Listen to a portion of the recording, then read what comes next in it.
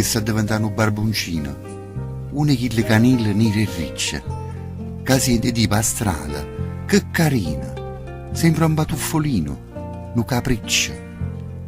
E mi infazzasse tinta una vetrina, il primo magazzino che trovassi. E tu, passando là ogni mattina, ti incapricciassi me e mi accattassi. Io già mi vedo con una collarina tutto ondurato, con 2 campanelle, sdraiata a piedi a te, coppa cuscina. Pa gioia, che io non ci stessero in da pelle. E quando poi tu mi pigliassi in braccia, dicendo parole a ziccusella, io ti allecassi in mano, l'occhio a faccia, sbattendo le zampe, le orecchie e sta curella. Per stare sempre con te mattina e sera, non mi importassi fassa viticana.